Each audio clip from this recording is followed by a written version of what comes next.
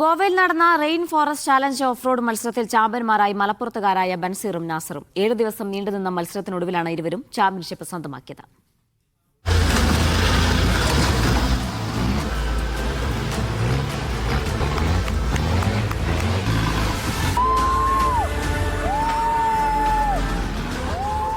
പെരുമഴയത്ത് ഗോവയിലെ കാടും മലയും പുഴകളും ചെളിക്കുണ്ടുമൊക്കെ പുല്ലുപോലെ കടന്നാണ് ഇവർ വിജയക്കൊടി നാട്ടിയത്.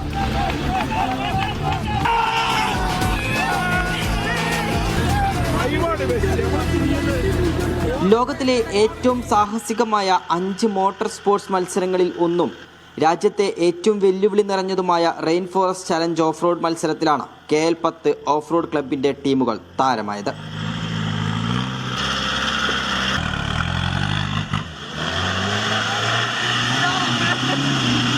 ടോട്ടൽ ഇപ്രാവശ്യം ഉണ്ടായിരുന്നു 26 ട്രാക്കായിരുന്നു. നല്ല കട്ടിയുള്ള ട്രാക്കായിരുന്നു, നല്ല പ്രയാസമായിരുന്നു വണ്ടി ഓരോ ട്രാക്കും കംപ്ലീറ്റ് ചെയ്യൽ. 25 കോമ്പറ്റീഷൻ വണ്ടികൾ ഉണ്ടായിരുന്നു. വണ്ടി പവർ, ഇഞ്ചൻ പവർ തന്നെ കാര്യമായിട്ട് പറയാനുള്ളത്. പിന്നെ ഇഞ്ചൻ 3200 cc അടുത്താണ് ഇഞ്ചൻ വരുന്നത്.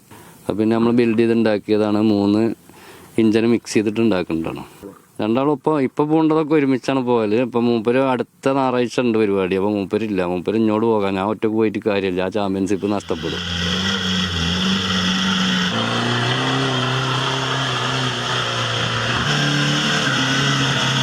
പന്ത്രണ്ട് വർഷമായി ഗോവയിൽ നടക്കുന്ന മത്സരത്തിൽ രാജ്യത്തിന്റെ വിവിധ ഭാഗങ്ങളിൽ നിന്നുള്ള 62 ടീമുകളാണ് ഇത്തവണ പങ്കെടുത്തത്.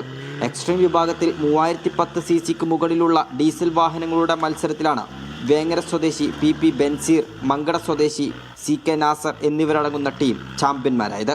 ജൂലൈ 26 മുതൽ ഓഗസ്റ്റ് 1 വരെയായിരുന്നു മത്സരം. മീഡിയ 1 മലപ്പുറം.